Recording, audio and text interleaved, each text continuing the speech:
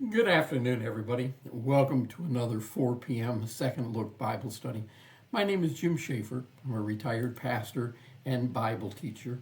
I hope each of you are doing very well today, and I am looking forward to sharing with you our continuing story of understanding the Old Testament. Now, we're going to be taking a look today at the book of First Kings.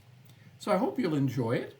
And if you have any questions, please feel free to ask, and I'll try to interact with you on Facebook.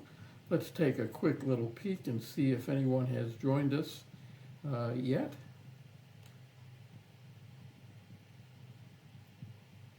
Nothing wants to jump up here.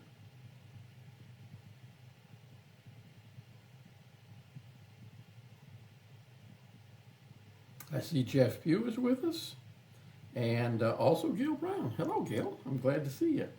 At any rate, we're going to start today with a little quiz. We did this last week, and I hope you enjoyed it, and we'll see how well you're grasping the beginning here of the Old Testament. I've called this portion of our video our 5 out of 5.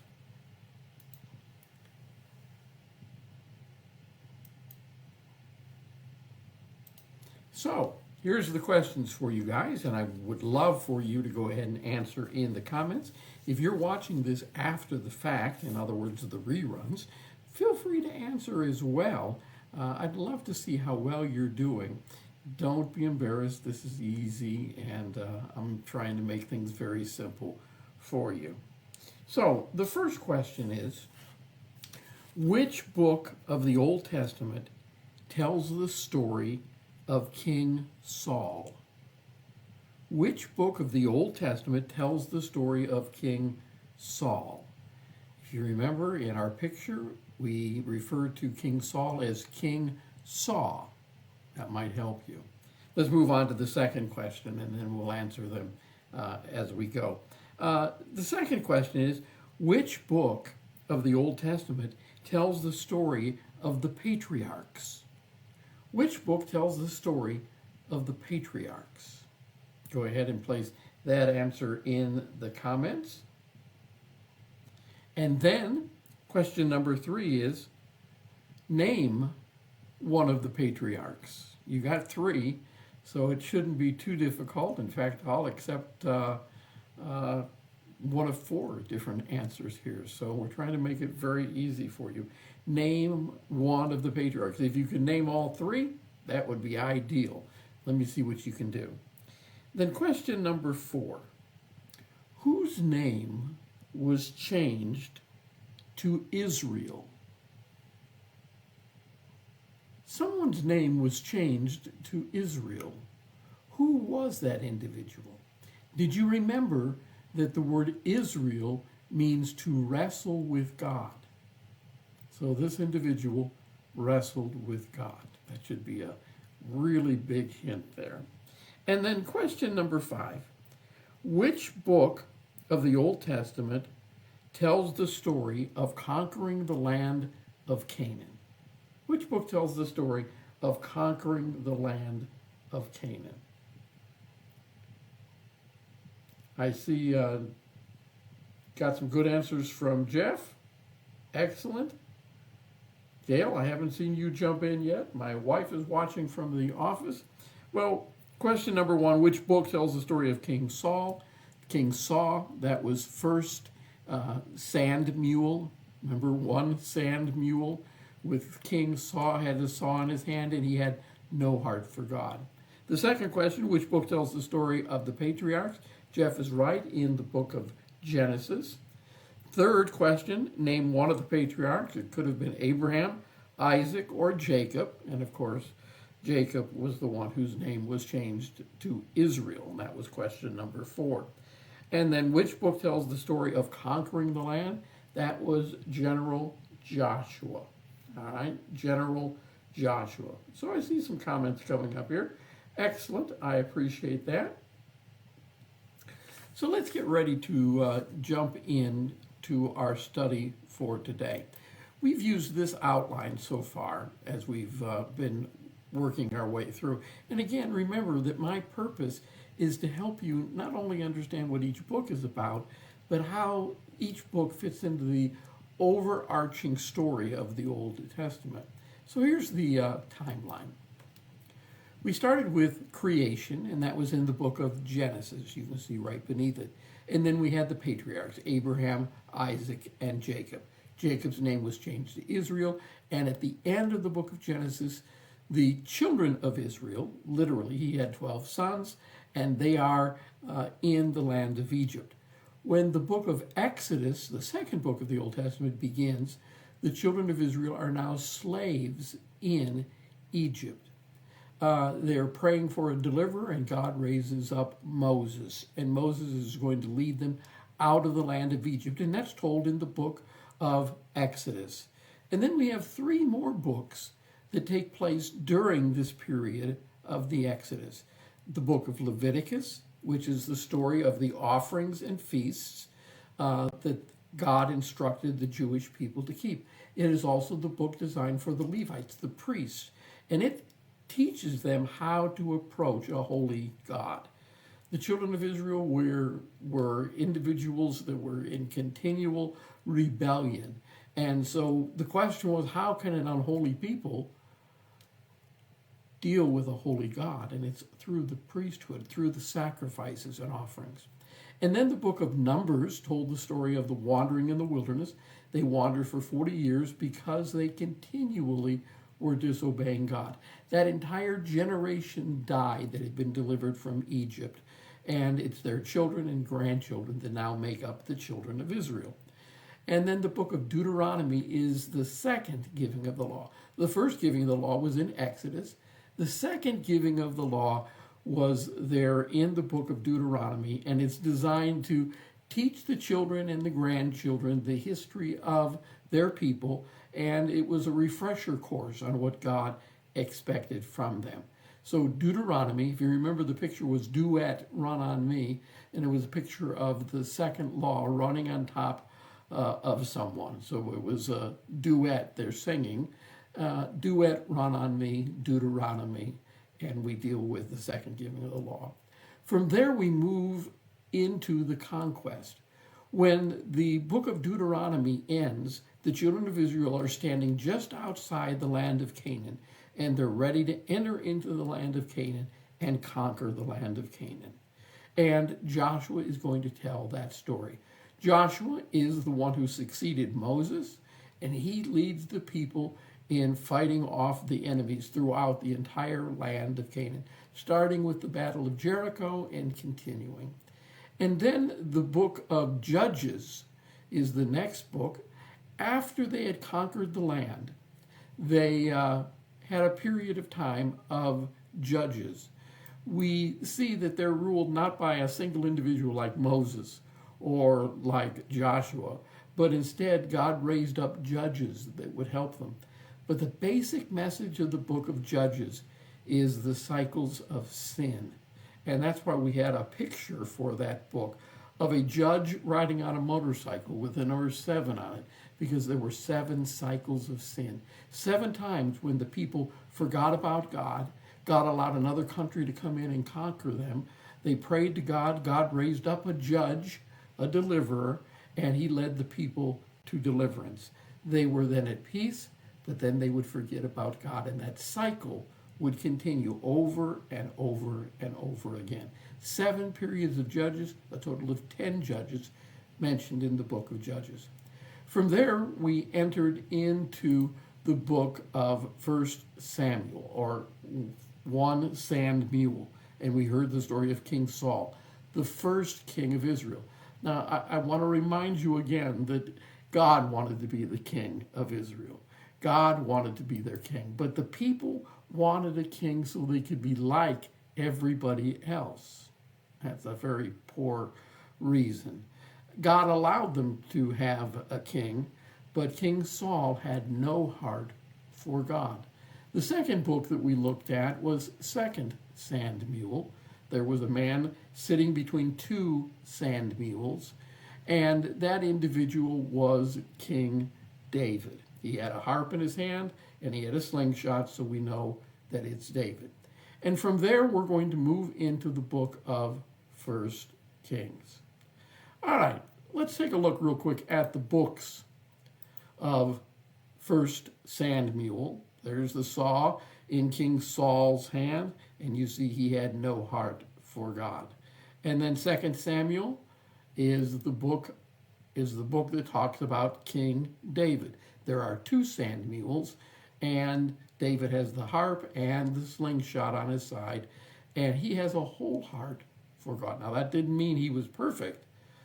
He had some difficulties, but he kept honoring God and kept returning to God. Today, we're going to look at the book of 1 Kings. Now, I should state to you here real quickly before we jump into this, that 1 and 2 Samuel were originally one book. It was the book of Samuel. It was when the Old Testament was translated into Greek that it was divided into 2 books, and hence we tend to recognize it as 2 books. But originally, 1 and 2 Samuel were one book, and 1 and 2 Kings were one book. So here's the picture for the book of 1 Kings. You'll notice that there is only one king in this picture. This is King Solomon. You notice that he's dressed much better than the other 2 kings. King Solomon is going to introduce the golden years for the children of Israel. And he is going to accumulate great wealth. There are going to be 3 things that make up this particular book and this particular individual. There are 3 W's, and you see them in the picture: wisdom, women, and wealth. All right? Wisdom, women, and wealth. The 3 W's that make up the life of Solomon. The next thing you might notice in the picture is the bag of money that he's holding that represents his wealth. All right, and you'll notice that there is a split in the bag. And that split in the bag is to remind us that the kingdom is going to be divided into 2 kingdoms. This is all in the book of 1 Kings. So let's take a quick look at an outline for this particular book. 1 Kings is the story of one nation becoming 2. There are really 2 parts, and that is Solomon's reign. You find out that Solomon had a half a heart for God.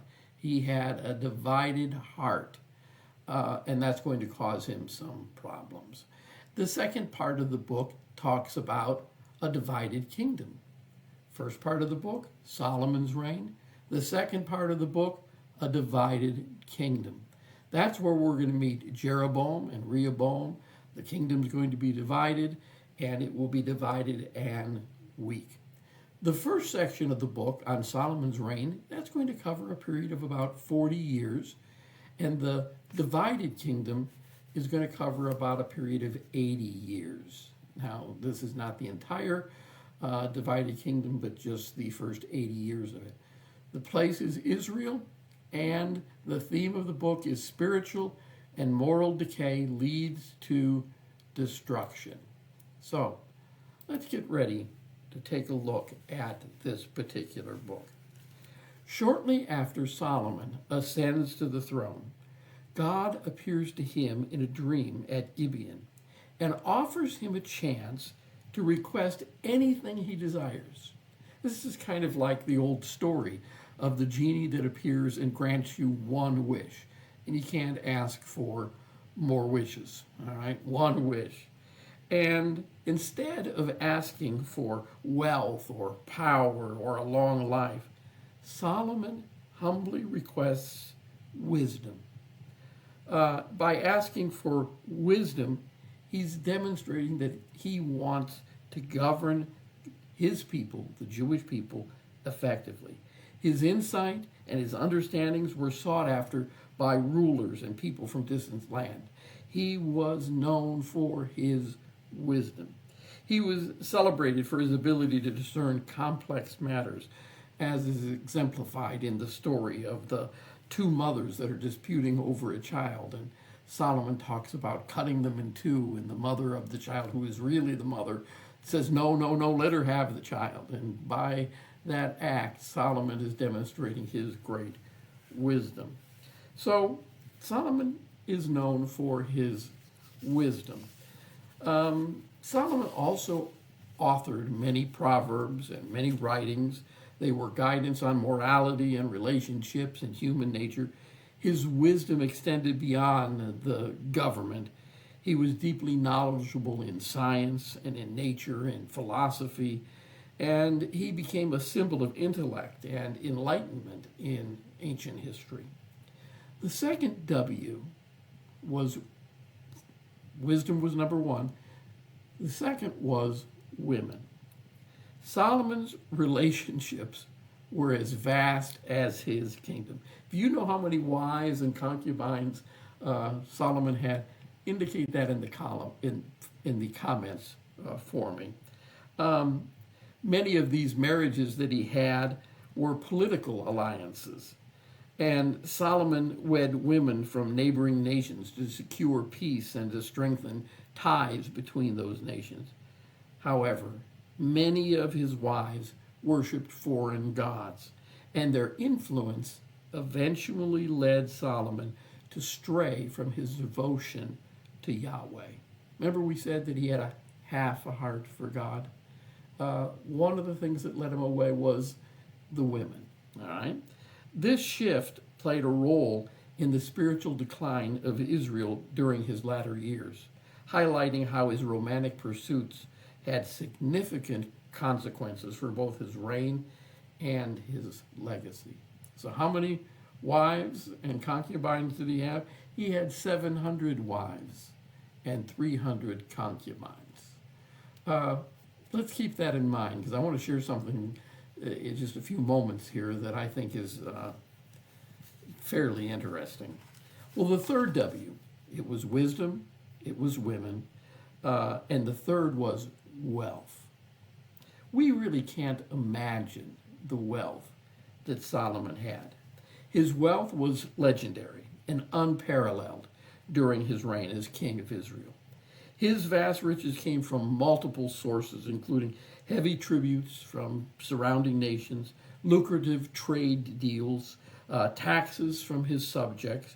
Solomon had a fleet of ships that were continually bringing in gold and silver and ivory and apes and peacocks from distant lands, reflecting the reach of his trade network. The annual gold revenue was estimated at 666 talents, or the equivalent of 25 tons of gold per year. 25 tons of gold per year. His throne was made of ivory and overlaid with gold. It was a masterpiece, as were the countless gold vessels that were used in his palace. Silver was so abundant in Jerusalem that it was considered as common as stones during Solomon's reign. Solomon controlled significant resources from rulers in history. His opulence not only showcased his prosperity, but it also made Israel an influential power during his reign. According to 1 Kings chapter 4, verse 26, Solomon had 40,000 stalls for his chariot horses, and he had 12,000 horsemen. Now, I've shared that with you so that you would have an understanding of the vast wealth that Solomon had. I want to make mention that there is a passage back in Deuteronomy that I think Solomon should have read. All right? In Deuteronomy, the 17th chapter, verses 16 and 17, here's what it says.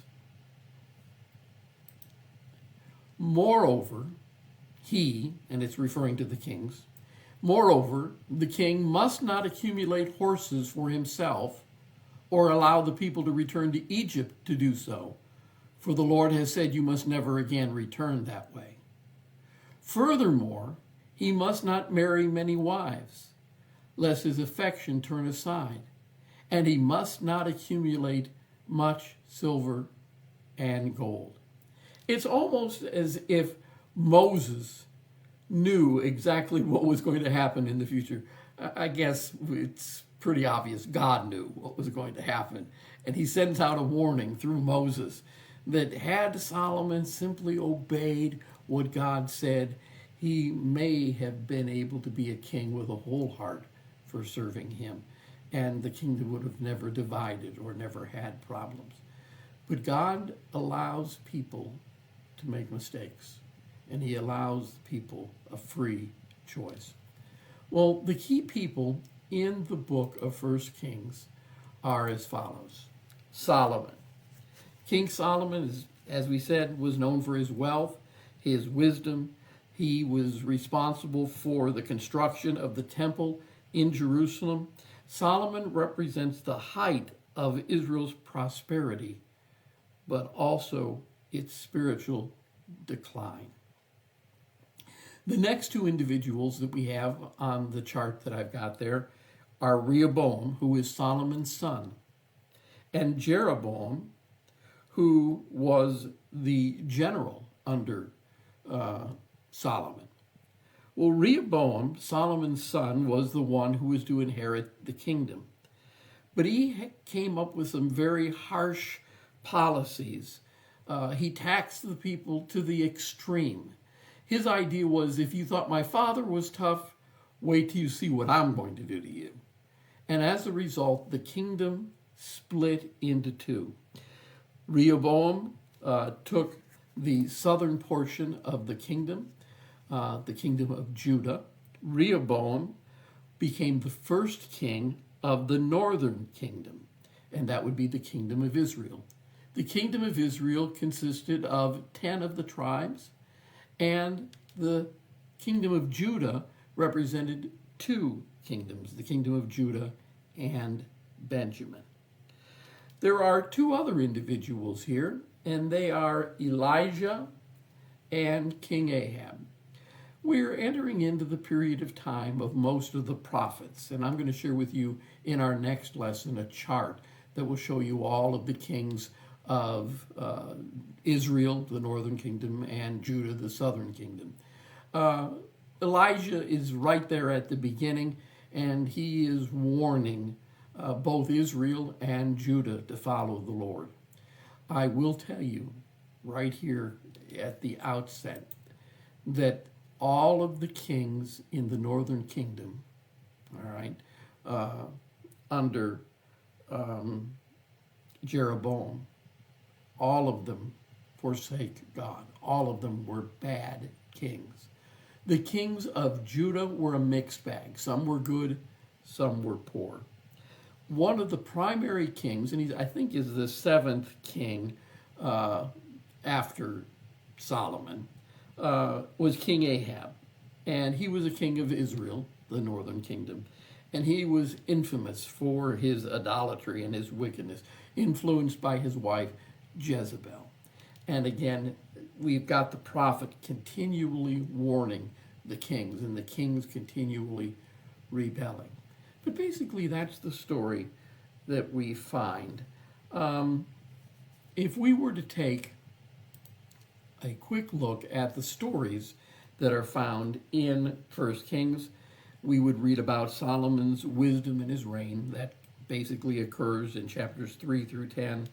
The kingdom is divided in chapter 12, and we see the two kingdoms.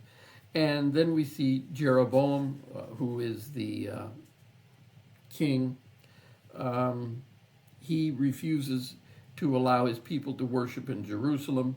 He establishes golden calves in Bethel and Dan, and he leads Israel into sin. And so we've got this divided kingdom. And then chapters 17 through 19 tell the story of Elijah and his miracles. At one point in time, Elijah declares a drought to confront Israel's Baal worship. Another time, he challenges 450 prophets on Mount Carmel, where God sends fire. You remember that story. Well, it doesn't happen in 1 Kings, but we're going to see the demise of both kingdoms. The kingdom of Israel is going to be conquered by the Assyrians in 722 BC. Now, we'll read more about that in our next lesson, but it's going to be during the reign of King Hoshea. The Assyrians are going to be led by King Shalmaneser V and later Sargon II, and he's going to capture the capital city of Samaria after a 3-year siege. And then the kingdom of Judah is going to fall in 586 BC. So again, a couple of hundred years later, King Nebuchadnezzar II of Babylon is going to destroy Jerusalem, including Solomon's temple, and he's going to exile many of the inhabitants to Babylon. This marks the beginning of the Babylonian captivity. Again, we can take a quick look at our Old Testament timeline, and you will notice that once we finish with the kingdom, and again, we've still got 1 Kings, and we did that today, 2 Kings, and 1 and 2 Chronicles. Those all fall under the kingdom. And then we have the exile. And we're going to learn about Daniel and Ezekiel during the exile. And then once the exile is over, they're going to return to the land of Judah, and that's where we're going to meet Ezra and Nehemiah and Esther from there. So, that brings us to a quick end here. I hope that gives you a feel for the book of 1 Kings, and it helps you to understand how it fits in to the overall story.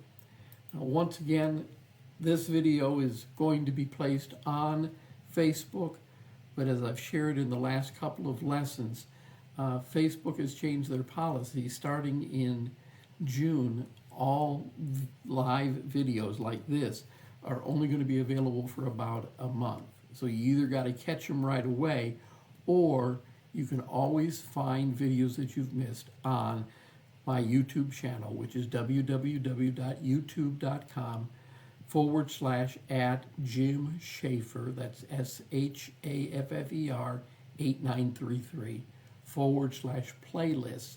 That will bring you to all of the different series that I've taught over the last few years. I am adding additional videos that were on Facebook that I've never transferred over there. I hope to eventually have the last 5 years worth of Bible studies.